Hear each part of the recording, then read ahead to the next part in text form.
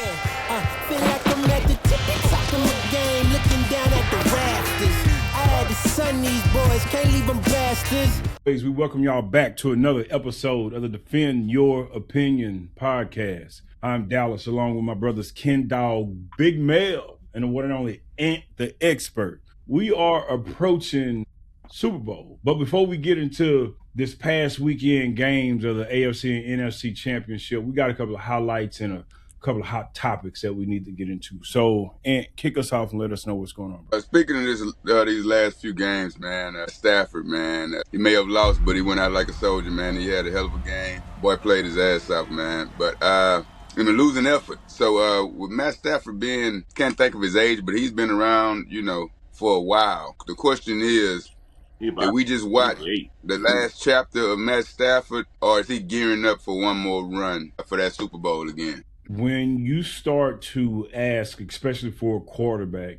is this my last run? And it's funny because as they were playing this weekend, all I could think about is all those years in Detroit that he had set a bunch of records, but it was wasted. Like, he didn't see the playoffs. So they wasted a lot of years of his really good quality years. And I can't say his best years because he's still performing at a great rate. You start to look at the pieces around him. He got a young Puka. Even though Devontae is up there in age, I don't think he's ready to lay it down yet. You got, if I'm not mistaken, Williams in the backfield. They got a really good defense. If I'm Matt, I don't stop. I think they have another run in them. They came up against Sam Darnold and the Seahawks, and this has really been their year so far. But knowing the way that the Rams was able to come out of the West and, of course, end up meeting Seattle in the NFC Championship, I don't stop because he didn't have a bad year. It wasn't like he was throwing a bunch of picks or his performance declined. So I don't see a reason why he would walk away at this point. But if he did, I mean, he don't owe the game anything. But coming that close to another Super Bowl appearance, I don't think he walks away. Matthew, 37 years old. He almost had a triple crown. I think he was off on his percentage, if I'm mistaken. He led the league in touchdowns and passing yards, and he played a hell of a game. If you take away that fumble from the punt returner, they might be representing the NFC in the Super Bowl. I think that team give it one more shot just on the count that they felt they let him down. You beef up their defense because they gave up a lot of plays. I don't understand how Jackson was getting so wide open. I mean, it's just crazy to me. But I think he's running back one more year, the same team. You got, like you said, a young Puka. You got Devontae led the league in touchdowns. So, I mean, you got to run it back with everybody else. If that fumble by the punt returner and that drop by the tight end on third down, hey, they might be going to the Super Bowl, bro. Yeah, I think you're running back too. Shoot, he about to come off an MVP season because he's gonna win the MVP. Mm-hmm.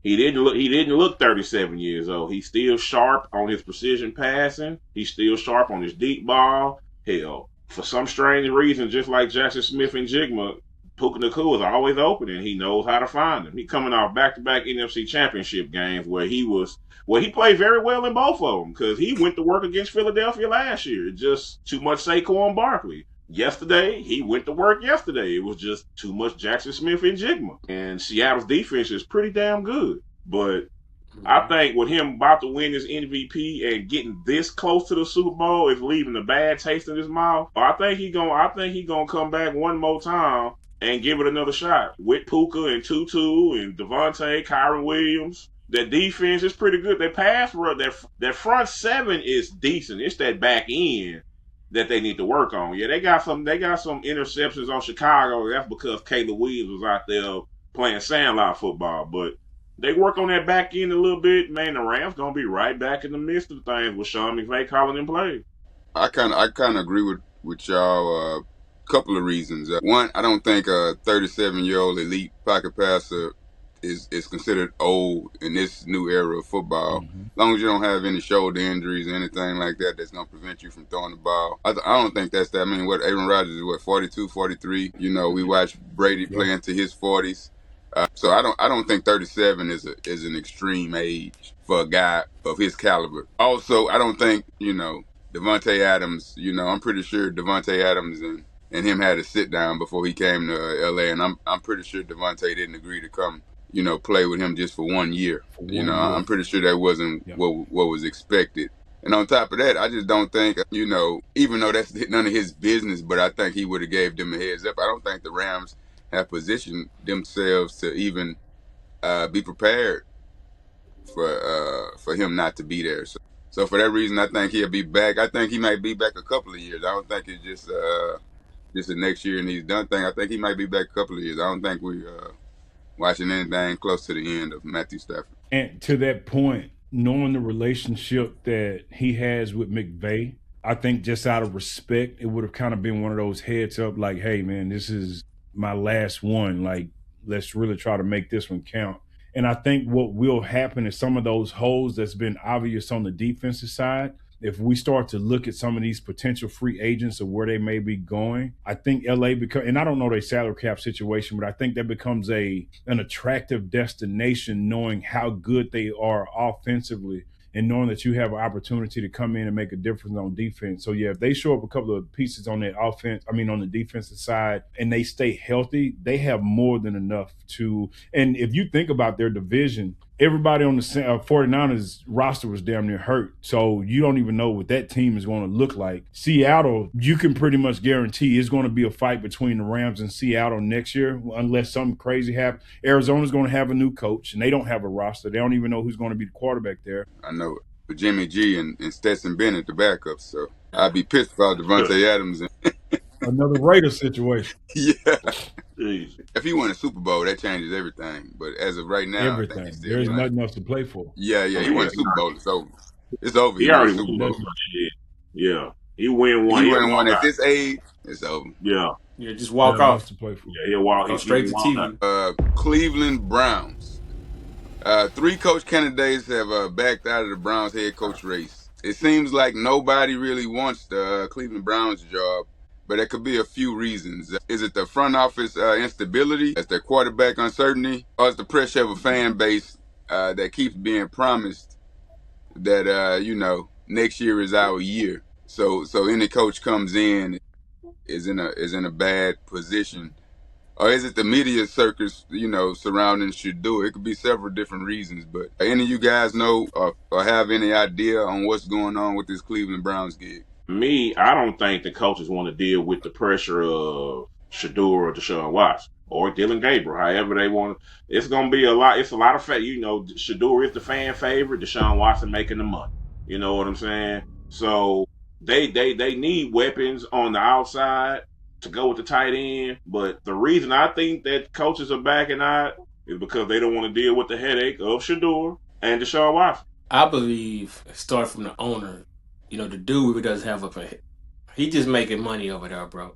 He didn't want Shador, and I don't believe. Well, I mean, I believe the reason they don't have a coach is because it's a combination of the pressure from the owner, the fan base, and you have a kid 21, 22 years old without a popularity status. It's like a walking paparazzi, daddy coming to the game, meet coach, fur coach. And, you trying to win a football game. You don't got time for the hoopla, the extra bullshit. So do you want to coach? You might get you a new era coach that can adapt to young society, but a veteran proven coach not coming over there and wasting his time with all that nonsense, man. So it might be the special teams coordinator might get bumped up to head coach before preseason starts. It's just a shit show over there.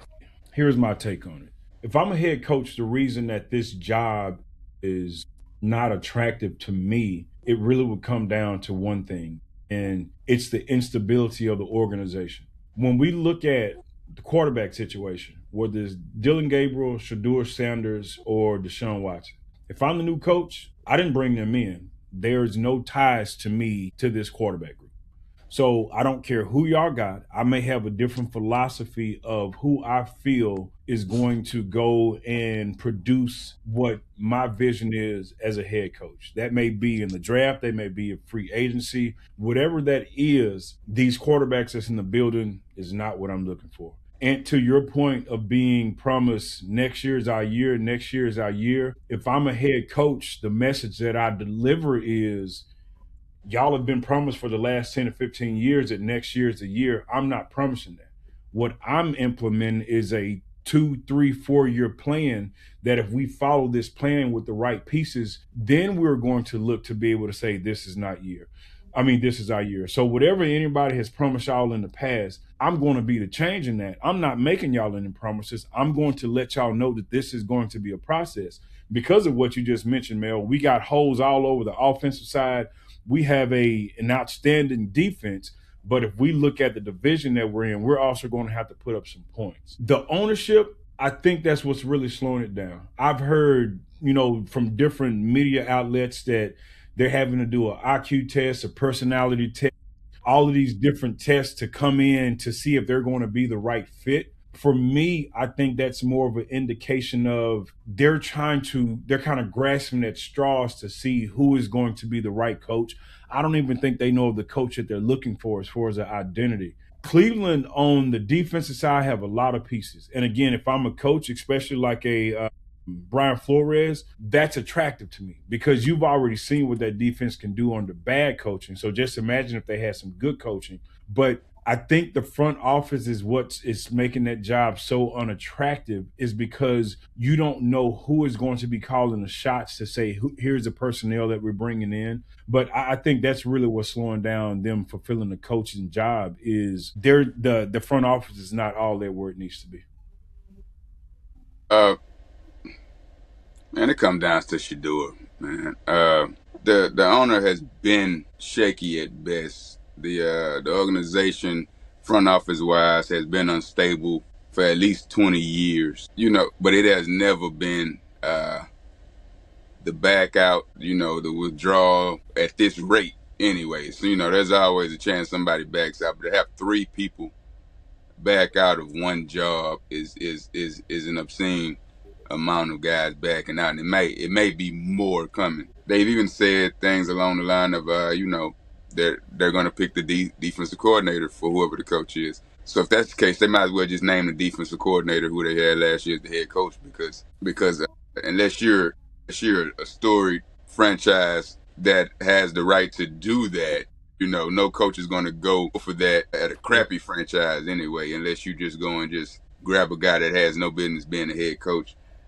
But circling back to my point, I can't see a coach wanting to come in and immediately deal with the pressures of playing a guy who they may or may not feel is prepared to play, especially when you have a healthy Deshaun Watson now. And it's like, if you don't play him, you suck. If you play him and he doesn't perform, you're not getting him ready to play. It's on you still because you're not preparing him properly. It's a no-win situation with the Shador thing right now, and whoever takes that job won't be there long because you're already set up to fail. So I think that's the reason. But why do we feel that there is such a obligation to Shador? This is a 5th-round quarterback that we're talking about. I get the name, I get the notoriety, I get it. But if we are going by the tape, personally, I don't think he's going to outperform Deshaun Watson. He may outperform Dylan Gabriel, but we're comparing bad to bad. If I'm the coach, I didn't pick him. It's not like we spent a bunch of capital to acquire him. We're talking about a 5th round. It's the same thing as if Dylan Gabriel was let go. It's like, shit, he was drafted, 3rd, 4th round, whatever it was. He didn't work out. He wasn't our quarterback. Let's move on to somebody else. So I think if I'm the coach, if I'm that coach in that spot, I look at it as being an open competition. We're going to go into OTAs, and I'm transparent about this. Hey, we're going to go in OTAs, and we're going to find out who is our best quarterback. And you said something that instantly it struck something to me when you said they're already saying, or there's speculation that they're going to name the defensive coordinator for the head coach. That is giving me Jerry Jones vibes of I want to run everything the way that I run it regardless of who I bring in.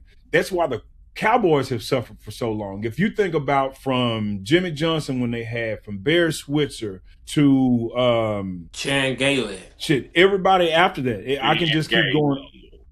All of them. Yeah. Jerry Jones wanted to be the man to control everything. And if you look at the quality of head coaches that he let get away because of that, That's why the Cowboys have been in this 20, 30-year drought of not being able to be relevant. They are America's team by name only, but not by production. I think Cleveland may be trying to run this that same way, almost as a dictatorship. But and like you said, this is not a popular team in America's eyes, so they can't do that. So I think that goes back to my point of this has something to do with the front office really meddling a little bit too much. Because here's my thing: Cleveland won what 5 games last year? 3. Somewhere Five right or where four, this something year, like that, yeah. somewhere close to that last year. If I come in as a head coach and we can squeeze out 7 or 8 wins, I'm a hero. Like damn, he came in first year and he was able to turn it around. And they're two games away from that. So I think their front office is really scaring a lot of folks away, and that's what's going to cause them to continue to be in this cycle over and over. Yeah, you're right. It is the front office. Hey, but even though Shedeur was a 5th round pick, bro, it's the pressure, bro. The pressure of the media. We ain't never, ever, ever, bro, seen a 5th round pick quarterback, bro, face in the media and microphone in his face like we see with Shedeur. It's because of his name. It's because of what they want to. It's because of what they want to see. You know what I'm saying? What they want to see him do. Now you're right. The coach is not obligated to put him in the game, start him, or whatever. He have his own philosophy. Deshaun Watson may be the one to fit his philosophy. Bro, but that pressure of the media, the general manager also wants Shedeur as the quarterback. The owner don't, but the general manager does. Man, them coaches don't be wanting to hear that shit in their ear, man. They don't want to hear that bullshit. You know my word, that's some bullshit. Steady just hearing Shedeur. We want Shedeur. I get it, but here's my thing with that. Shedeur is the name, but not the production. My conversation with this GM is, look, you didn't bring me in here to repeat what we've been doing. If we need to make a change, we need to make a change. I get he's a fan favorite, at least for this year anyway. I think because he was just a hot conversation for this year. I think what is honestly going to happen is the more time that we distance ourselves from this whole drafting of Shedeur, come next year, he is not going to be as hot as a topic as he was this year. It's going to be a lot of other things that's going on. So I don't think the pressure to play this dude is, if he's on the roster, you turn it into an open competition. And if he loses, he loses. And then you just move with what's going to be best for the team. But right now, the fact that you have to play him because of this pressure, that for me, that's not it, bro. It's only competition with Deshaun Watson. I don't think it's a competition with Deshaun Watson. You know, if he come back and able to make the throws, he should be day one. To play the best quarterback and let's win, or let's give us a chance to win. Yeah. What you're saying is true, Dallas, but what you're saying is true, Dallas, but this is the problem. Like, now, if this all goes the way of Deshaun Watson starts game 1 and is balling, everybody's going to forget about Shedeur quick. That's the only way this goes away, though. Yeah. If Deshaun Watson is not balling, it's going to be the fans putting the pressure on the media and the media putting the pressure on the team to make a change. And we're going to be right back where we were last year with Shedeur out there. And people say, if he plays good, y'all stupid. You should have been starting from the beginning. If he plays bad, you're not preparing him to play. I mean, it's a vicious cycle as long as he's on that team. And, and the other quarterbacks don't play. Go ahead, Big Man. We've seen the healthy Deshaun Watson with the same team, and it wasn't no damn different coach. We don't know who's going to be calling the plays. Stefanski didn't make any quarterback look good in Cleveland, to be honest. Yeah, you saw the fallout him and Baker had online. So he should have went and got McCarthy. You know, he made quarterbacks better. McCarthy. You most definitely do. So let's before we move off of this Shedeur, I got a question. In the event that Deshaun comes in and he does his thing, do you think that they are forced to also keep Dylan Gabriel? Because my assumption is that they're going to make Shedeur the backup. At that point, do you still feel like they need to have Dylan Gabriel on the roster? They're not forced to keep either one of them. They're forced to keep Deshaun because they're stuck paying him. But they're not forced to keep Gabriel or Shedeur because they're 3rd and 5th round picks. The reason I think they're going to keep Shedeur is because he's a moneymaker. I mean, not extreme amount of money. He's a revenue generator where Dylan Gabriel isn't. So I don't think he makes the team. I think he'll end up being traded for a 7th round pick or 5th round pick somewhere. Speaking of Shedeur, Is Shador being rewarded for his elite performance, or is this just another case of name recognition with this whole Pro Bowl replacement selection? Do you guys think he deserves to be in the Pro Bowl, even as an alternate? I think they come put on, his Ken. name in to make it to increase the popularity because the Pro Bowl is slowly diminishing, and I just think they put his name in because he's a hot name of football right now, and make the young fans want to come to the game and watch him perform for a couple snaps. I don't know how he even was on the eligibility list, but the only thing I can think of, hey, we need to find a way to increase numbers. Hey, let's get Shador and let's hope this can improve the Pro Bowl because we're on our last wing in the press, so let's try to get him in there and then maybe we can do something. So Man, it's nothing. oh. Look, as the biggest Shador fan on the podcast, it's nothing but numbers, bro. It's nothing but numbers. He's not gonna just bring the young folk out. He's gonna bring the old people. Anytime Shador name on the team, they're gonna turn it on to watch it. Man, I can't tell you the last time I watched the Pro Bowl, even when they was actually hitting. Super Bowl over with, man. It's time to go to basketball. I'm gonna go outside, play Nintendo or something. Ain't nobody watch. And then it's flag football too. It's just for ratings, bro. It's numbers, man. That's all it is. Him making it, well, was some bullshit. And y'all know goddamn well I'm a fan of Shador. That's my boy. But that was some bullshit. Trevor Lawrence should have made it over Shador. Hell. They could have put anybody. That goddamn I know it's a hard time. They could have put CJ Stroud in that motherfucker instead. Not right now, bro. Not right now. Feel fresh. Yeah, bro. They could have put anybody. Anybody could have made it, man, over Shador. But it's for numbers, man. It's all for the publicity. It's for the selling the jerseys and the It's for. I agree. I think it's strictly a ratings thing. I'm not unlike Big Mel. I'm not a fan of Shador, but I'll probably watch it now because I think is going to happen by being flag football. I think Shador is going to ball out in the flag football game. Shador fans are going to act like he's that's going to increase his odds of starting. Next coming, he's going to be the flag football in. Yeah, he's the next. Hall of Fame. Next Peyton Manning. Because he had a great flag football game. And that's going to roll into preseason, huh, bro? It's going to roll into preseason. They're going to roll with it, boy. It's going to roll I can't wait to see the train wreck. I can't wait to see the train wreck. It ain't going to change because I thought about it. Flag football, you still have a time to throw the ball, right? Like, there's a time limit. Oh, yeah. Nobody really rushing. Yeah. He hold the ball too damn long. Mississippi 1, Mississippi 2. In his face. They ain't got nobody in his face. Ain't nobody rushing. It's like practice, man. He going to be letting that thing go. And they gonna be there. Man, did you see Shador? If he throw for 300-400, he's looking at the next. You see that back shoulder of Jamar Chase? If you had him a guy like Jamar Chase, he'd be MVP. Roll into next season.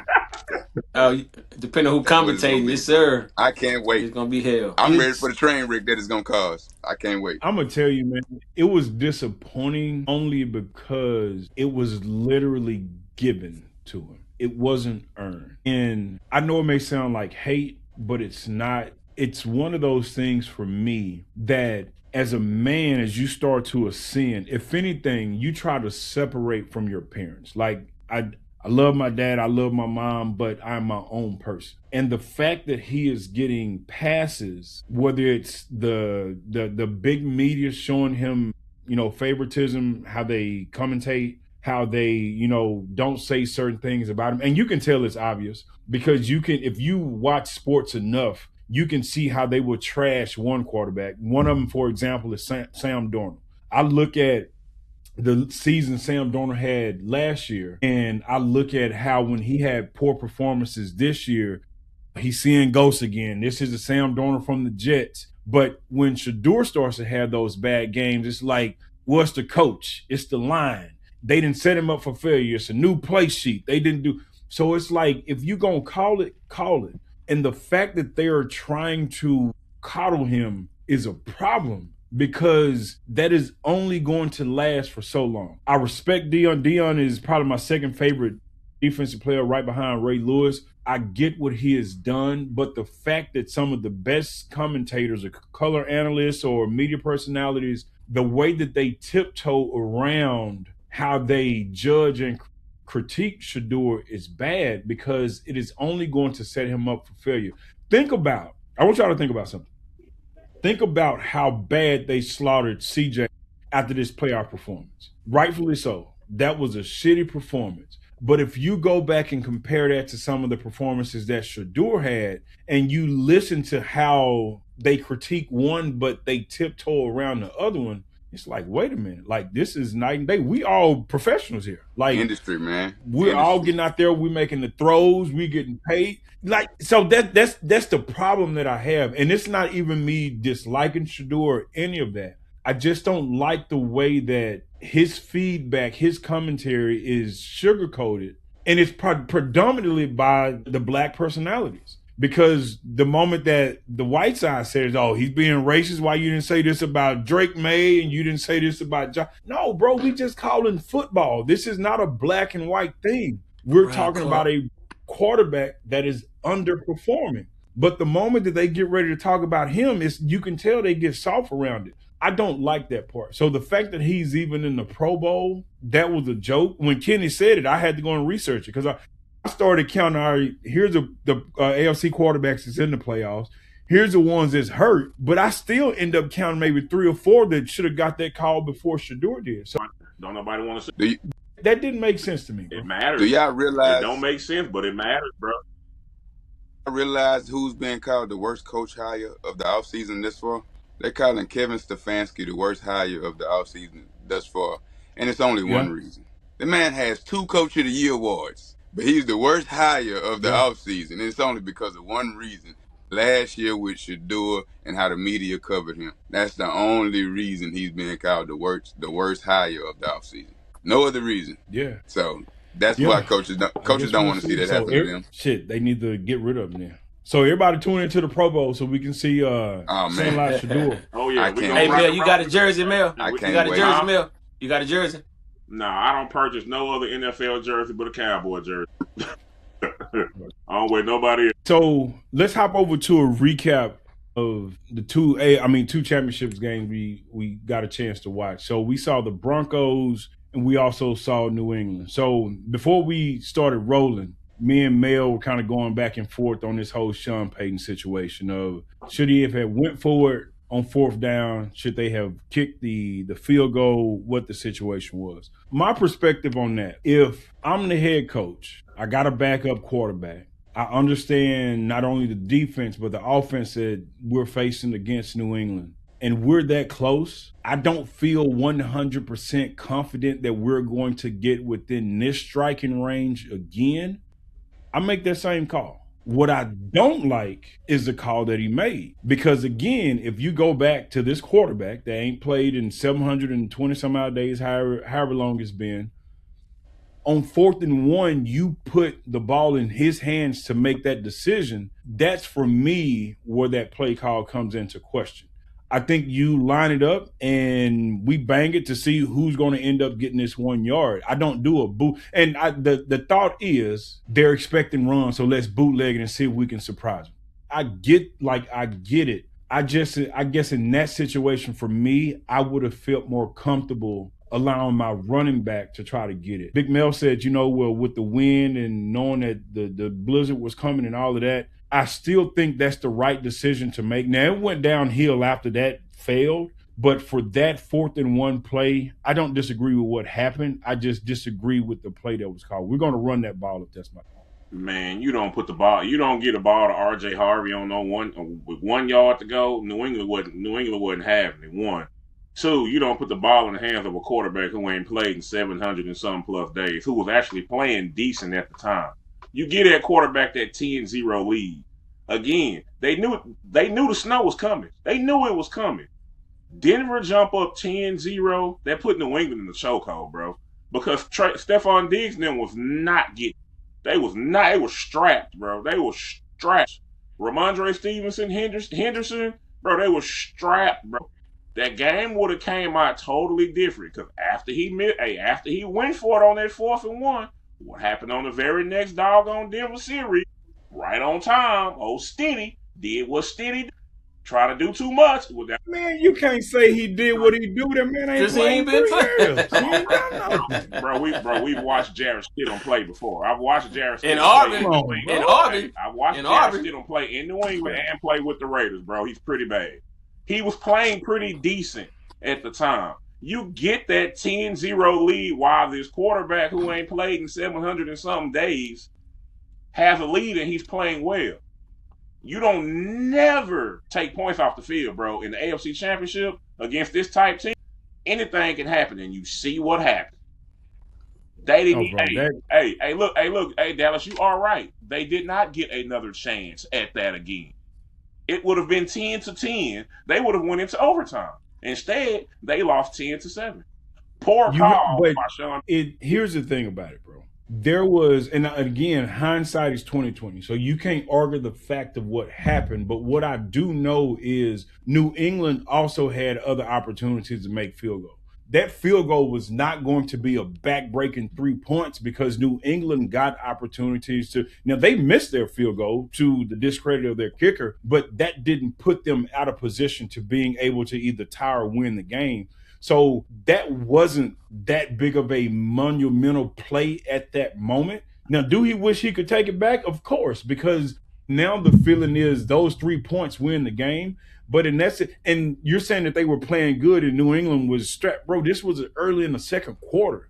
Like there was still another 3/3 almost to be played. Right. But that's big going up 10-0 early at home. You're at home in Mile High. You know the blizzard is coming. You go up 10-0, hey man, you strain New England up, bro. If Bo Nick's out there, that play makes sense, man. Get the 3 points, man.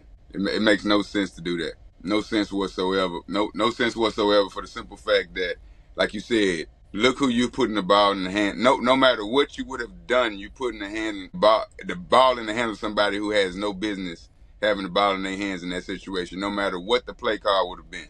So you go for you kick the field goal in that situation, and you got one of the best you got the best defense left in the playoffs.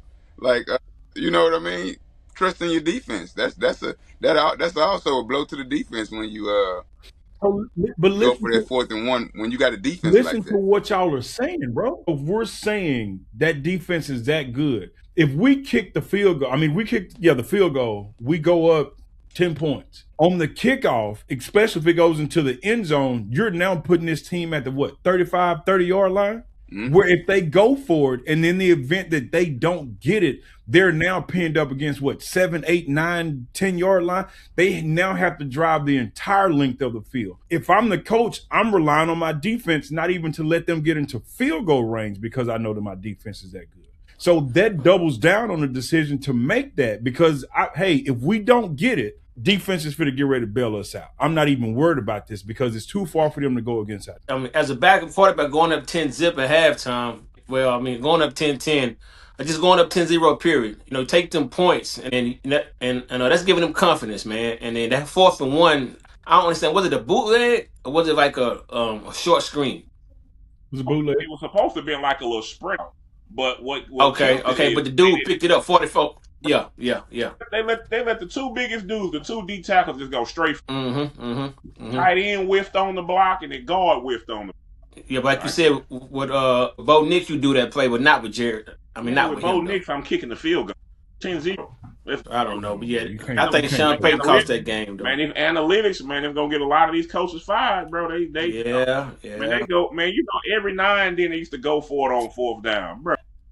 That's a normal thing now. Yeah, that's what cost Chicago. That's what cost Chicago the game. That's what cost Chicago the game in the first quarter. Not going for them 2 field goals.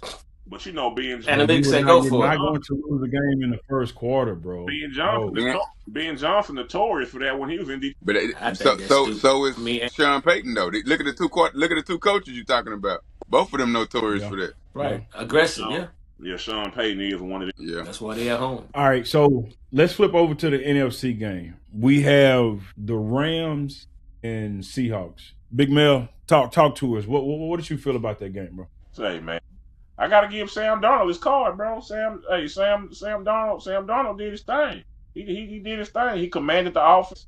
Doggone K9, he was out there he was eating the Rams up on yards, 5, 6, 7 yards. And man, for the life of me, bro, Jackson Smith and Jigma would have not beat me, bro. I would have kept two people. I don't care who else catch the. He not catching the ball, or he not getting all. He not finna have 120 yards in the first half. You gonna have to. Are you running? And he's running wide open, bro. Wide open, not contested catches. He just running free, running wide open. I don't get it. Between him and Puka, man, you know where the ball going. You know who finna get the ball. And it's a little different with Puka because he got Devontae Adams over there, who is, one of the architects that running routes and catching the ball. Man, it's JSN and who their next receiver? Can anybody Cooper Kupp. Sonny Bobo. Cooper Kupp. I mean, but Cooper Kupp is really Don't be disrespectful, Mel. Don't do that. Don't disrespect Cooper Kupp. Hey, Cooper Kupp. We're not finna do no Cooper Kupp slander today, bro. At all. Hey, no Cooper Kupp slander. Nah. At all. I'm just saying though. I mean, he's still sure handling, but bro, he's a decoy, bro. He gonna catch the ball. He gonna get open. The ball going to JSN, bro. And when the money on the wood, he going to number 11. And that dude always. Wait, did Cooper Kupp win MVP of that Super Bowl? He did. Yeah. Come on, bro. If Odell don't get hurt, Odell is. What is we talking about, bro? Don't be disrespectful like that, bro. Hey man, I was laid up in the hospital with a bullet in my stomach when that was so long ago, man. That was long ago. He ain't the same dude. That was what, 3 years? He ain't the same dude. Come on, he's bro. still good. He's still serviceable. He still is good. But JSN, dog, that dude is amazing, man. And like I say, Sam Darnold did his thing. That defense, hey, they top notch. They crazy. That secondary is hard. Hey, DeMarcus Lawrence got away from Smart man. down there in 45. He didn't want to leave. Dallas didn't want him. But Smart man. Hey, go get you a Super Bowl. I ain't mad at you. But yeah, man, Sam Darnold did his thing. He showed up and he showed. Hey man, that was a great game. That was a good one. And again, I don't understand how JSN was getting so wide open, how Puka was getting so wide open. But I do believe the Rams would have went to the Super Bowl if not for that botched fumble, that punt return. I think that was the difference of the game. The Rams also should have kicked the field goal. The Rams also should have kicked the field goal when it was 31-27, but I'm going to leave that. I think that fumble was still be down by 1 point. True. Y'all forgetting the Rams got another free touchdown because of that unsportsmanlike conduct. Mm-hmm. What are y'all talking about? Like, man, that wasn't no. Fourth down, man, like 4th and 15. No, one play. 15, no one play. They reason they lost, man. That was 4th down. That was 4th and 15, and that man got a sportsmanlike conduct for talking shit to the bench, and got them the first down, and they scored a touchdown. Yep. That's for the Rams. That was in the Rams' favor. But very next play. Yeah, but if dude don't fumble the ball, the Seahawks don't score that touchdown right there, though. I'm not saying they wouldn't have scored, but if he don't fumble, they not at the 10-yard line. Don't score that touchdown. So that means you take 7 points off each one of them. Then. After watching the 10-7 defensive battle in the blizzard, man, one thing I love to see the next game was them telling their defense to stay at home, man. Because what I didn't want to see was 2 defensive battles. You know what I mean? One defensive battle, cool, but I didn't want to see it again. So when they came out firing, I was like, man, the change of pace I needed, man. I really love both quarterbacks balled out. You know, I can't take nothing away from either one of those guys, man. I think the game ended like it should have ended. The better team won. Who was the better team that night? They won, Seattle. But either one of those teams would have beat the Patriots, in my opinion. So, you know, hats off to both teams, man. You know, I don't really blame either coach for anything on that one, man. It was just, you know, better team won, man. It wasn't a bad coach side game on him. Somebody had to lose that game, man. Better team just won, man. I think that's where I'm at. If you look, all things being equal, both teams had some fluky plays. The Rams gave up that drop punt. The Seahawks had the taunting penalty on 3rd and 15 that Rams getting ready to punt. Next play, they come up and give a touchdown. Yeah, so it's like there was some give and take on both sides. So if y'all remember, and we were talking about this for the Pittsburgh and Baltimore game, but I wanted one of those games that reminded you of the old Cowboys and 49ers game, that it came down to like the very last minute because both teams were playing good. That's what that type of game was. And like, to your point, you will sit down and watch. The only thing that was missing, I'll say, is some mud, and they getting all muddy and tearing up jerseys like one of those old school gritty games. But you had a good balance of defense. You had a good balance of offense. Both quarterbacks played. Receivers on both sides showed out. Like, so it was a all-around good game to me. I think more than anything, just from a redemption standpoint, and I think I realized this about myself, I pull for the underdogs a lot. Even though I was betting on the Rams, I was really pulling for the Seahawks, man. I've been on that Sam Darnold train since last season in the sense of they talked about him so bad everywhere else he went. He went to Minnesota, and I remember telling myself, and I don't think we had the podcast at this time, Minnesota was going to regret that decision of letting him go for an unproven rookie, and then for Sam to come back and play the way that he did. And his season was not perfect. Like, this was not a fairy tale type season. Yeah. This was one of those things where he really got it out the mud, because the moment that people got a chance to talk bad about him again, they took full advantage of it. The game he played against the 49ers, boy, ended up throwing 3 interceptions. Yeah. And even when they beat the Rams in that overtime game, that game did not start off good. Like, it was a really rough game. And he got lucky there when they had that 2-point conversion that they ended up giving him credit for. But to watch him go out and play yesterday, boy, if you want to talk about a masterclass, Sam Darnold was balling. And then on top of the whole thing, bro, he still remained humble with it. So I really liked the way that they played. It was unfortunate that somebody had to lose, but it was a really good game. So I like the way that one came out. All right, so that's it for this episode of the Defend Your Opinion podcast. As always, we appreciate y'all for tuning in and locking in with us. Be sure to follow us on not only YouTube, but also Instagram as well. And we'll be back with our Super Bowl edition of the podcast. So until then, on behalf of myself, Big Mel, Ken Dog, and Ant the Expert, we out, y'all. Action looking ass. Feel like I'm at the tippy top of my game, looking down at the rafters. I had to sun these boys, can't leave them bastards.